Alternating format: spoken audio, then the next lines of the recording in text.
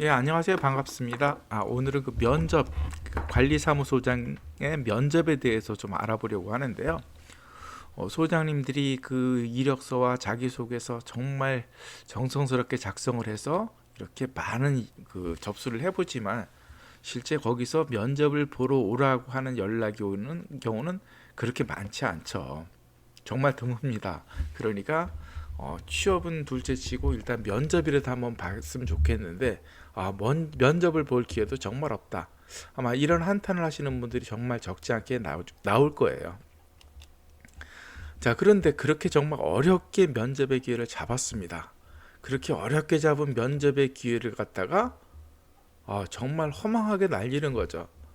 상대방이 물어보는 거에 대해서 우물쭈물하고 정말 횡설수설하다가 그야말로 허망하게 이렇게 날릴 때는요, 안타깝죠. 그래서 오늘은 그렇게 어렵게 잡은 면접의 기회를 갖다가 어떻게 하면 잘 살릴 수 있을지 그런 부분에 대해서 좀 말씀을 드리려고 해요. 자, 우리가 예를 들어서 소장님이 이제 면접을 보러 갔습니다. 면접을 갔다가 이제 위탁사에 면접을 보러 갔어요. 위탁사에서 소장님에게 물어봅니다. 그 아파트에 보내주면 이제 어떻게 근무하시겠습니까? 이렇게 물어보죠. 그러면 이때 많은 소장님들이 그래요. 많은 소장님들이 이때 답변하는 것을 보게 되면은요, 이런 식으로 답변합니다. 열심히 일을 하겠습니다. 정말 성실하게 일하겠습니다. 최선을 다해서 일하겠습니다. 이런 말씀들 하시는 분도 정말 많습니다. 또 이건 나쁜 말들이 아니잖아요. 좋은 말들이죠. 누구라도 할 수 있는 말들이고 좋은 말들입니다. 또 이런 말들도 하죠. 어떻게 얘기를 해요? 저는 정말 솔선수범해서 일을 하겠습니다. 또 어떻게 합니까? 관련 법이라든지 원칙을 준수하면서 이렇게 일을 하겠습니다. 아마 많은 소장님들이 위탁사에서 보내주면 어떻게 근무하겠습니까? 라면 이와 같이 대답을 한다는 거죠. 또는 여기서 하나 더 나가면 이런 분들도 계시죠. 나는 화합을 도모하겠다. 직원이라든지 직원과의 화합을 도모하고 또는 입주자 대표 회의와의 관계를 돈독하겠다. 뭐 이런 식으로 답변들을 한다는 거죠. 물론 이 말들이 잘못됐다는 건 아닙니다. 이 말들이 잘못됐다는 건 아닌데요.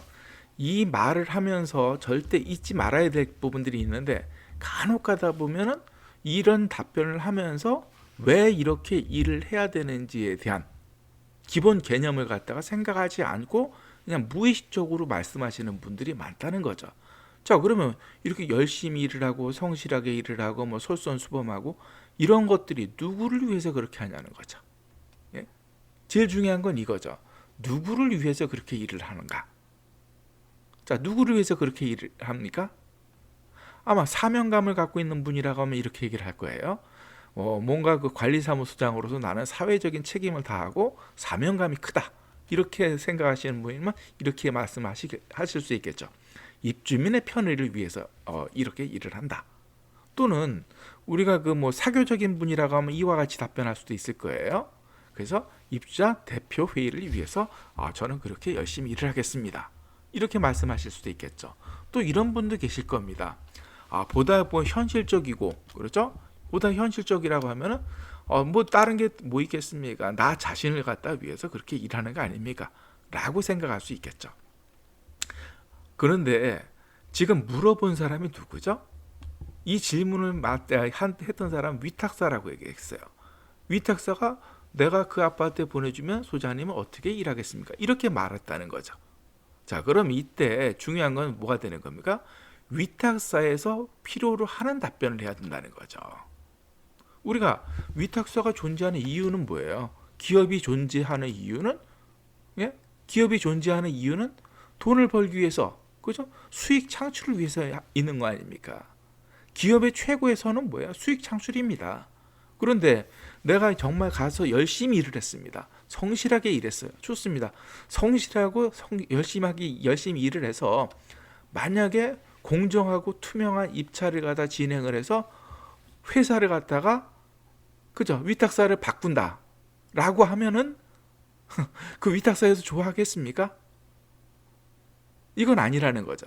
공정하고 투명하고 뭐 이런 거 다 좋아요. 다 좋은데 이보다 중요한 건 어떻게 됩니까? 이렇게 해서 만약에 나를 갖다 발령낸 회사를 갖다가 등지고 다른 회사에 넘긴다고 하면 이걸 좋아할 위탁사는 아무도 없다는 거죠.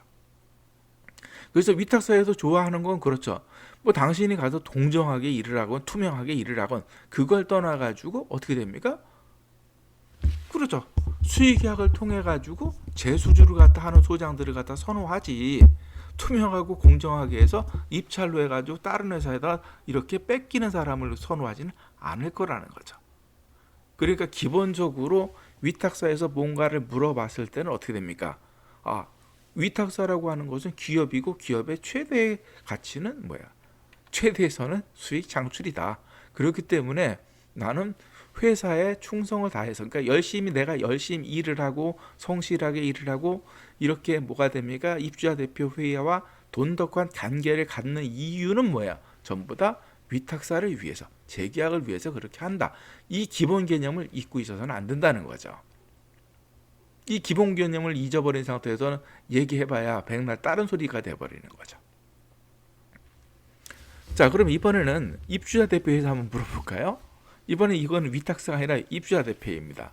자, 입주자 대표에서 면접을 보는데 이와 같이 물어봤습니다.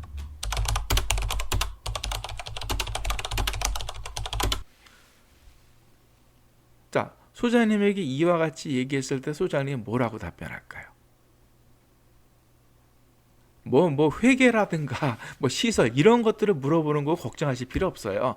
그런 것들은 우리가 기본적으로 입주자 대표 회의라고 하는 것은 관리사무소장에 비해서는 비전문가예요. 그렇기 때문에 뭐 거기서 회계가 나오고 시설에 물어보고 뭐 법을 물어보고 이런 거는 크게 두려워하지 않아도 됩니다. 여러분들이 그동안 배웠던 공부했던 지식만 가지고도 충분해요.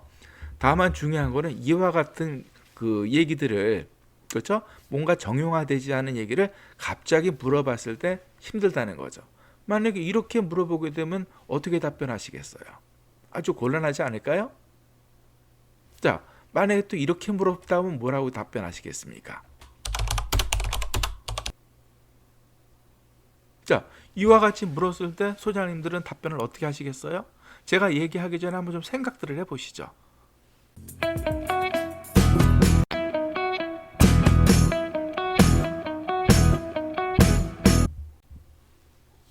자, 입주자 대표회에서 이와 같은 질문을 한다는 건 무슨 의미겠어요?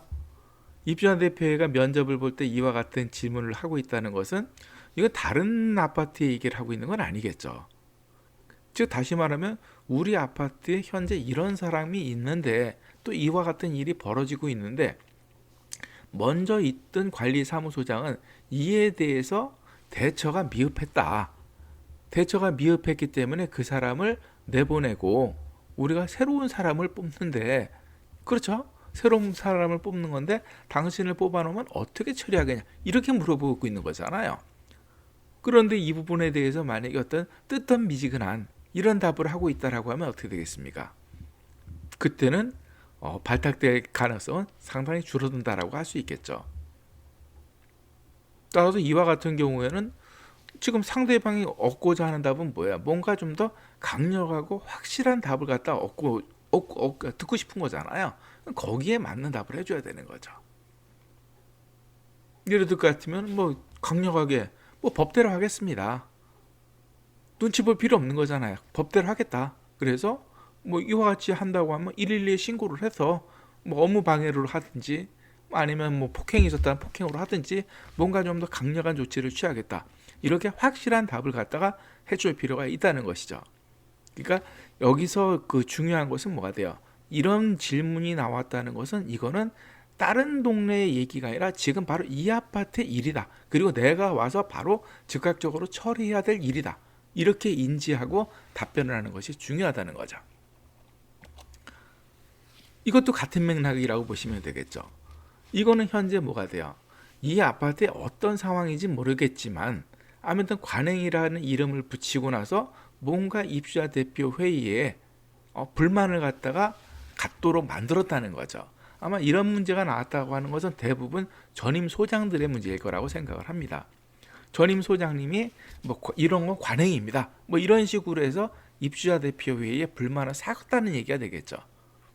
따라서 이런 경우도 마찬가지로 뭔가 좀 명확하게, 이건 뭐 묻는 어투 자체가 그렇잖아요. 묻는 그 자체가 관행이라고 하는 것을 좋게 보면서 이렇게 물어보는 건 아닐 거잖아요. 그렇기 때문에 이런 것들은 법과 원칙에 따라서 내가 일을 하겠다는 식으로 좀 더 명확하게 답변을 해줄 필요가 있다고 이렇게 생각을 합니다. 자, 그래서 우리가 면접을 보러 갔을 때 그 답변을 하기 전에는요, 먼저 무턱대고 빨리 답변을 할 생각을 하지 말고 조금만 생각을 하세요. 약간만이라도 텀을 두고 먼저 상대방이 이걸 왜 물어볼까를 한번 따져보라는 겁니다. 이걸 물어보는 이유가 뭘까? 근데 그 이유라고 하는 건 대부분 뭐가 돼요? 대부분 현재 이 아파트에 벌어지고 있는 상황들, 그 상황을 빗대서 물어보는 거거든요. 그렇기 때문에 현재 상황은 어떠한가를 갖다가 다시 한번 생각을 해보고, 즉 이거는 지금 내가 오자마자 풀어야 될 일이다 라는 상황, 그런 상황이거든요. 그런 그 생각을 하면서 답변을 해줘야 됩니다. 그렇게 하다 보면은 당연히 그 질문자가 어떤 답을 갖다 요구하는지를 갖다가 좀 더 쉽게 간파할 것이고요. 여기 이때 뭐 횡설수설하거나 또는 우물쭈물해서 정말 어처구니 없이 그 기회를 갖다 날려버리는 그런 일은 좀 더 줄어들지 않을까, 막 그렇게 생각을 합니다.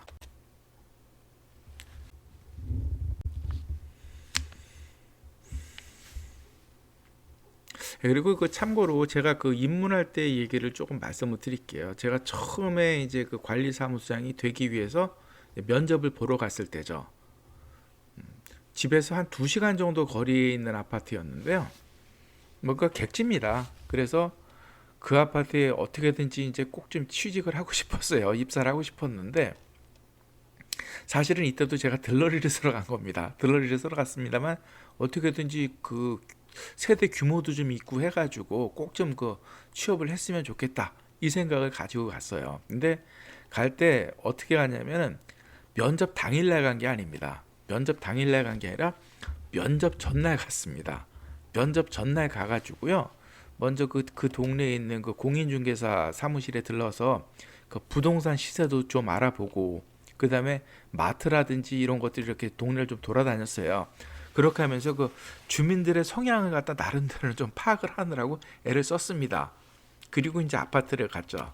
아파트를 들러가지고 뭐 주차장이라든지 옥상이라든지 뭐 어린이 놀이터 또는 뭐 그 분리수거장이라든가 이렇게 한 바퀴 다 돌아봤어요. 돌아보면서 그 청소 상태도 보고 뭐 어디 뭐 잘못된 데는 없는지 뭐 이런 것도 좀 한 훑어보고요. 그러니까 관리 상태를 본 거죠. 나름대로 관리 상태를 보고 그날 이제 그 자면서 그 거기서 이제 잔 거죠. 먼저 갔으니까 그날 자면서 쓰레기 분리수거 시간이라든지 또는 그 경비들이 순찰하는 거는 몇 시에 순찰을 하는지, 어떻게 순찰을 하는지, 또 주차 관리는 어떻게 하고 있는지, 뭐 또는 그 가로등이라든지 가로등이 점등되는 시간, 뭐 소등되는 시간, 그다음에 분리수거장 관리를 어떻게 하고 있는지 막 그런 것들을 나름대로는 이렇게 이제 체크를 했습니다. 그래서 메모를 쭉 했죠. 그래서 그 전날 먼저 가가지고 사실은 그렇게 나름대로는 정말 많은 고생, 많은 그 생각을 했죠. 뭐 이 저 상황이었으면 나는 어떻게 하면 좋을까? 그리고 만약에 분리수거장을 갖다 관리한다면 나라면 어떻게 할까? 경비 순찰이 과연 저게 제대로 된 건가? 주차 관리를 한다면 어떻게 할까? 막 그런 것들을 나름대로 이제 혼자 밤새 고민을 해본 거죠. 밤새 고민을 하면서 나라면 저렇게 했을 건데, 이렇게 할 건데 라고 이제 그런 생각들을 많이 하고, 그런 다음에 이제 면접에 임하게 됐었는데요. 그 면접에 임하면서 그런 과정들이 이제 충분히 준비가 되다 보니까 입주자 대표회의에서 뭔가 물어볼 때 답변하는 거에 대해서도 좀 더 자신 있게 할 수 있었고, 그런 것들이 좀 도움이 돼가지고 결국 관리사무소장으로 이렇게 입문할 수가 있었다고 생각을 해요. 그래서 뭐 우리가 경력이 없고 뭐 그다음에 인맥도 없고 그렇다 하더라도 어떻게 됩니까? 그렇다 하더라도 본인이 준비를 잘한다라고 하면은요, 준비를 철저히 잘한다고 하면은 길이 아주 없는 것은 아니다. 저는 그렇게 생각을 합니다. 오늘도 끝까지 들어주셔서 고맙고요. 다음 시간에 또 뵙겠습니다. 안녕히 계세요.